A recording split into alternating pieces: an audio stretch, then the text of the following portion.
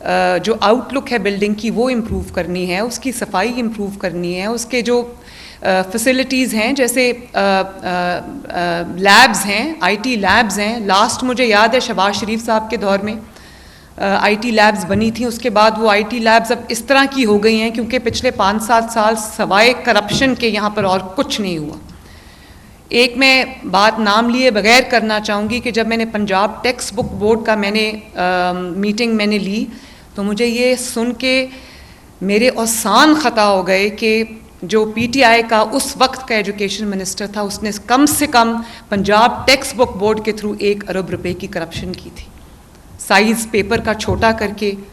और तरीके लोग ढूंढ लेते, जिन्होंने पैसा बनाना होता है उनके पास बहुत तरीके होते हैं। तो मैंने तो इनको कहा है कि उनके ऊपर नैब का केस बनाए, ये छोटी बात नहीं है,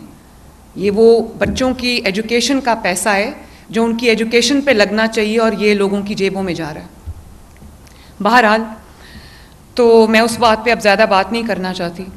लेकिन मैं जब स्कूल्स के दौरे करती हूँ, मैं सर्दियों में जब स्कूल का दौरा किया, इतनी सख्त सर्दी के अंदर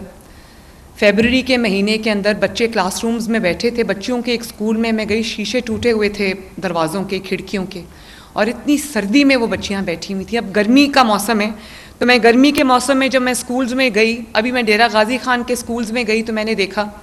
कि एक 40-50 बच्चों की क्लास है और उसमें 5 पंखे और 1 पंखा चलता है। उसकी वजह या तो पंखे ख़राब हैं, किसी ने कभी तवज्जो ही नहीं दी, और वो भी टीचर के ऊपर वाला पंखा होता है जिसके नीचे टीचर बैठी होती है। तो उन बच्चों को तो आदत है गर्मी में रहने की, उनके ऊपर किसी ने कभी तवज्जो नहीं दी, किसी ने किसी माँ की तरह बाप की तरह सोचा नहीं उनके लिए, किसी ने फ़र्ज़ समझ के उनकी तरफ देखा नहीं। और इसी तरह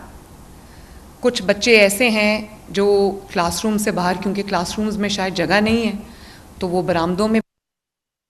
तूफ़ान हो बारिश हो, वो बच्चे क्लासरूम्स में बैठ के पढ़ते हैं। इसी तरह ये बच्चे जब सुबह स्कूल आने के वक्त और जाने के वक्त जब वो स्कूल से निकलते हैं तो कोई ज़ेब्रा क्रॉसिंग का कॉन्सेप्ट नहीं है,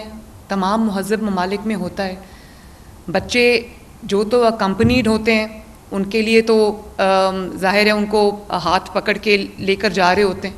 लेकिन कुछ ऐसे बच्चे भी होते हैं जो खुद स्कूल आते हैं, पैदल चल के आते हैं। मैंने बच्चों के इंटरव्यूज़ किए हैं, उनको मैं पूछती हूँ आप कैसे स्कूल आए हो, वो कहते हैं जी 1-2 किलोमीटर दूर हमारा घर है, हम पैदल चल के आए।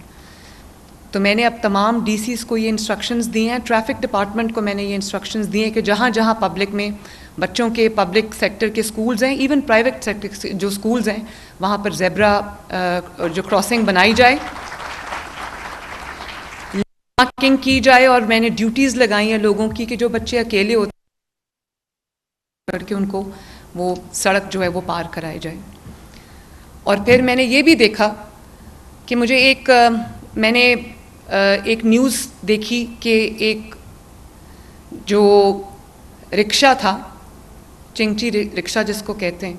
उसमें शायद 6 बच्चों की गुंजाइश थी, उसमें 12 बच्चे बैठे हुए थे स्कूल की छुट्टी के वक्त, और वो उलट गया,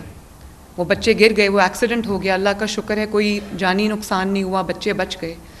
तो उस दिन मैंने फिर ये इंस्ट्रक्शंस तमाम डीसीज़ को दी और पुलिस को मैंने इंस्ट्रक्शंस दी कि जितनी भी, चाहे पब्लिक ट्रांसपोर्ट है, बच्चों को स्कूल ट्रांसपोर्ट या प्राइवेट ट्रांसपोर्ट है, सब की उनकी जो फिटनेस सर्टिफिकेट्स हैं वो उन्होंने लेने, और ये इंश्योर करना है कि कहीं ओवरलोडिंग ना हो और कहीं खामखा जो वो बच्चों की जानों को ख़तरे में ना डाला जाए।